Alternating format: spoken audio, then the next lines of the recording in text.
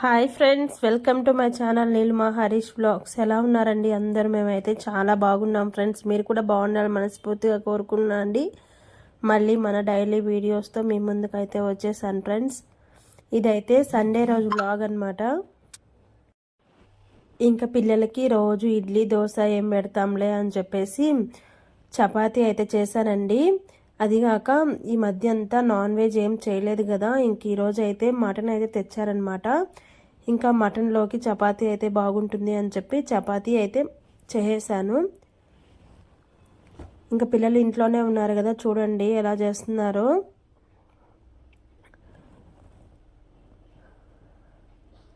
పుచ్చకాయ మొత్తం తినేసి డబ్బాని పైన పెట్టుకుంటున్నాడు, ఎందుకంటే కూల్గా ఉంటుందంట. పిల్లలు ఇంట్లో ఉంటే అస్సలు పని అవ్వదండి. అసలు స్కూల్కి వెళ్తే నా పనులన్నీ కరెక్ట్ టయానికి అన్నీ అయిపోతాయి. ఇంక ఇంట్లో ఉంటే వాళ్ళిద్దరితోనే నాకు సరిపోద్ది. ఇంక సండే వస్తే అందరికీ రెస్ట్ అనుకుంటాం, కానీ నాకైతే అస్సలు రెస్ట్ ఉండదు.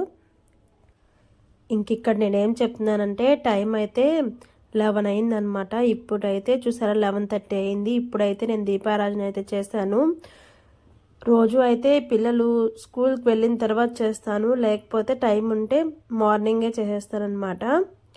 ఇంక ఈరోజు పిల్లలు ఇంట్లో ఉన్నారు కదా, ఇంక చపాతీ టిఫిన్లోకి చపాతీ మటన్ కర్రీ అవన్నీ చేసిన తర్వాత ఇంకా దేవుడికి దీపారాధన అయితే చేశాను. కొందరు అంటూ ఉంటారు నాన్ వెజ్ తిన్న రోజు దీపారాధన చేయకూడదు అని చెప్పి. నాకు అలవాటే, అంటే ఫస్ట్ నుంచి ఇలానే అలవాటండి. నాన్ వెజ్ తిన్న స్నానం చేసి దీపారాధన అయితే చేయడం. ఇంట్లో దీపం ఉండకూడదు అని చెప్పేది నా పాలసీ అనమాట. ఇంట్లో ఎప్పుడు దీపం వెలుగుతూనే ఉండాలి అని నేను అనుకుంటాను. ఒక్కొక్కరి ఇష్టం ఒక్కొక్కలా ఉంటుంది, ఒక్కొక్కరు అలవాట్లు ఒక్కొక్కరా ఉంటాయి. అందరూ ఒకేలా చేయాలని ఏం లేదు. నాకు అలా ఇష్టం కాబట్టి నాకు పని ఉంటే ఇంట్లో పని చూసుకొని తర్వాతే దేవుడికి పెడతాను. ఒక్కో రోజు వీలుంటే ముందు దేవుడికి పెట్టి ఇంట్లో పనులు చేసుకుంటానన్నమాట. ఎలాగైతే ఏం ముందో వెనుక కానీ ఇంట్లో దీపం మాత్రం వెలగాలి అని చెప్పేది నా పాలసీ అనమాట. ఇంతలోకే షాప్లోకి అయితే పిలిస్తే ఇంక షాప్లోకి వచ్చారనమాట.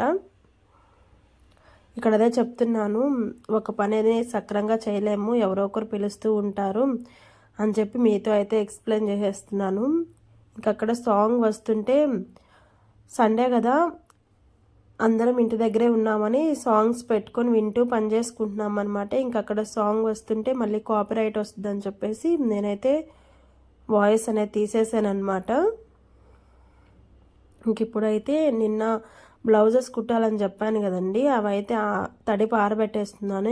అవైతే ఐరన్ చేసి ఒక బ్లౌజ్ అయితే కట్ చేసి కుట్టాను అనమాట. మధ్యాహ్నం విషయానికి వస్తే మటన్ కర్రీ ఉంది కాబట్టి అన్నం ఒకటే వండాను. రైస్ అయితే నానబెట్టేసిన తర్వాత బ్లౌజ్ అయితే ఐరన్ చేస్తున్నాను. బ్లౌజ్ కాదండి, లైనింగ్ ఐరన్ చేస్తున్నాను అనమాట. ఇలా ఐరన్ చేసుకుంటే మనకి కట్ చేసేటప్పుడు ఫినిషింగ్ అనేది బాగా వస్తుంది. కుట్టిన తర్వాత ఫినిషింగ్ అనేది నీట్గా వస్తుంది అనమాట.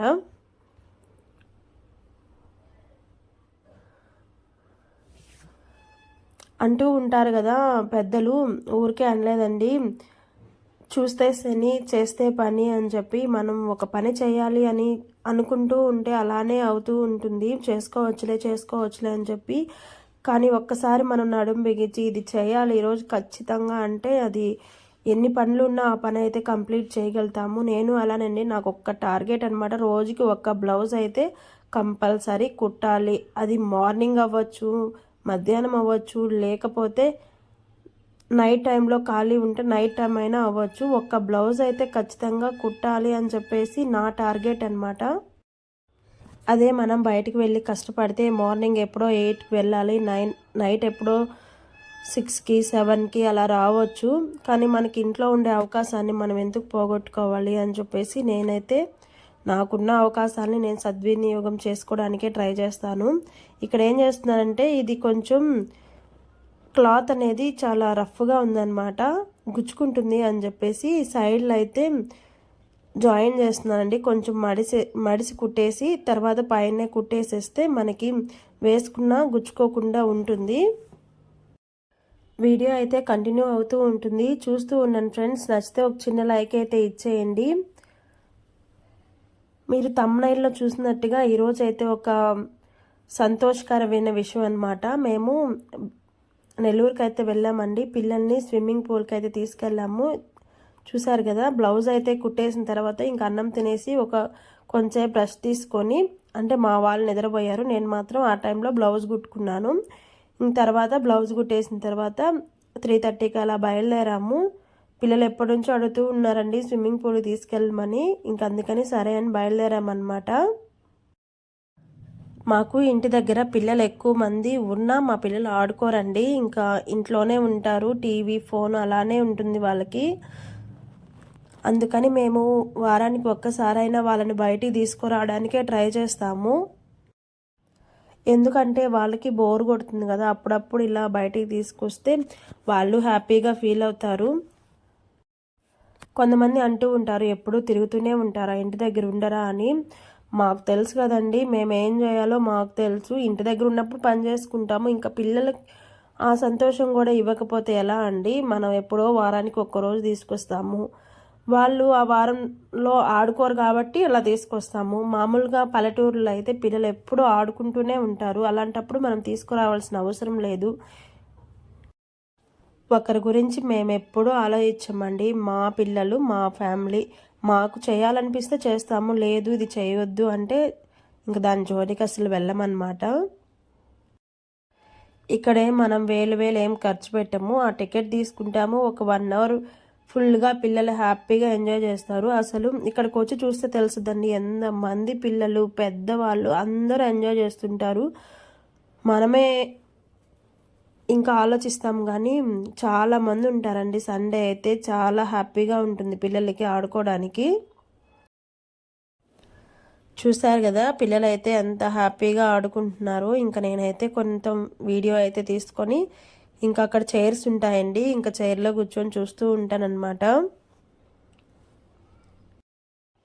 ఇంతకుముందు మేము బీచ్కి వెళ్ళే వాళ్ళం, వారం అలా బీచ్కి వెళ్ళే వాళ్ళం అండి. అప్పుడు మాకు ఈ స్విమ్మింగ్ పూల్ తెలియదు అనమాట.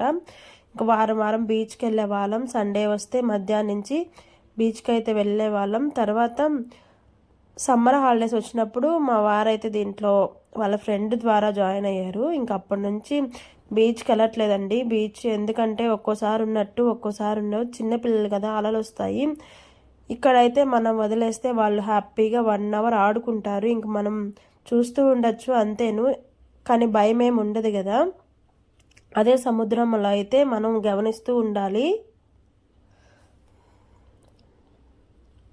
అందుకని మేము బీచ్కి వెళ్ళడం మానేసి అక్కడికి వెళ్ళేది ఏదో ఇక్కడికి వచ్చి పిల్లలకైతే స్విమ్మింగ్ నేర్పిస్తున్నాము. కొంచెం చేస్తున్నారు. ఇంతకు ముందులా అంటే ఇంక సమ్మర్ హాలిడేస్ వచ్చినప్పుడు జాయిన్ చేయాలి. పిల్లలకి ఇలాంటి యాక్టివిటీస్ నేర్పించడం అంటే నాకైతే చాలా ఇష్టం అండి పర్సనల్గా. కానీ ఏం చేస్తాం, ఇక్కడ మేము ఉండే దగ్గర ఏది ఉండదన్నమాట. ఏది నేర్పించాలని చెప్పినా ఇంక నెల్లూరుకి వెళ్ళాల్సిందేను. ఒక్కోసారి అక్కడ పిల్లల్ని చూస్తుంటే ఇలా మన పిల్లల్ని ఎప్పుడు తయారు చేస్తామా అనిపిస్తూ ఉంటుంది. ఇంకా జాయిన్ చేపిస్తే ఇంకా రోజు అప్ అండ్ డౌన్ వెళ్ళి రావాలి, వాళ్ళని తీసుకెళ్ళి వదిలిపెట్టి రావాలి. ఇంకా అందుకని ఆలోచిస్తున్నాం. ఒక్కోసారి అయితే అనిపిస్తుంది నెల్లూరుకి రెంట్ హౌస్ తీసుకొనైనా నెల్లూరుకి వెళ్ళి పిల్లలకి ఇలా యాక్టివిటీస్ నేర్పిస్తే చాలా బెటర్గా ఉంటుంది వాళ్ళ ఫ్యూచర్ అని చెప్పేసి. ఇక్కడ చూసారా, మన యూట్యూబ్ ఛానల్ అన్న క్రేజీ చెర్రీ బాయ్ అన్న పేరు 3 మిలియన్ సబ్స్క్రైబర్స్ ఉన్నారండి. వాళ్ళది నెల్లూరు అని మాకు తెలుసు, వీడియోస్లో చూస్తూ ఉంటాము.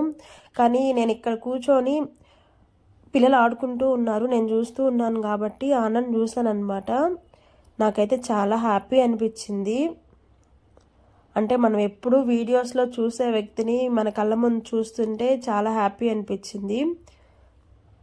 ఇంకా నాకైతే ఒక సెల్ఫీ అన్న అడిగి తీసుకుందాం అనుకున్నాను, కానీ ఇంకా అన్న స్విమ్మింగ్ డ్రెస్లో ఉన్నారు కదా, మళ్ళీ ఏమనుకుంటారో అని చెప్పేసి అయితే అడగలేదనమాట. ఇంక నేనైతే వెళ్ళి మా పిల్లలకు కూడా చూపించాను. వాళ్ళు కూడా చాలా హ్యాపీగా ఫీల్ అయ్యారు. ఎందుకంటే మనం ఒక వీడియోస్లో చూసే వ్యక్తిని మనం చూస్తే అది మన ఊర్లో మన దగ్గరే ఉన్నారు అంటే చాలా హ్యాపీగా ఫీల్ అవుతాం కదా. మీకు కనిపిస్తున్నారా? చూడండి, ఇప్పుడు చూడండి క్లారిటీగా కనిపిస్తుంది. ఇలా గడ్డం ఉంది కదా ఆ అన్నేనమాట, క్రేజీ బాయ్ చెర్రీ. వాళ్ళది నెల్లూరేలండి. కానీ ఎప్పుడు అనుకుంటూ ఉంటాం, కానీ ఈసారి అయితే చూశాను, మాట్లాడకపోయినా చూశానన్నమాట. ఇంకా స్విమ్మింగ్ అయిపోయిన తర్వాత పానీపూరి అయితే తినడానికి వచ్చామండి. ఇదేనండి ఈరోజు వీడియో అయితే. నచ్చితే ఒక చిన్న లైక్ అయితే ఇచ్చేసి నా ఛానల్ సపోర్ట్ చేయండి ఫ్రెండ్స్.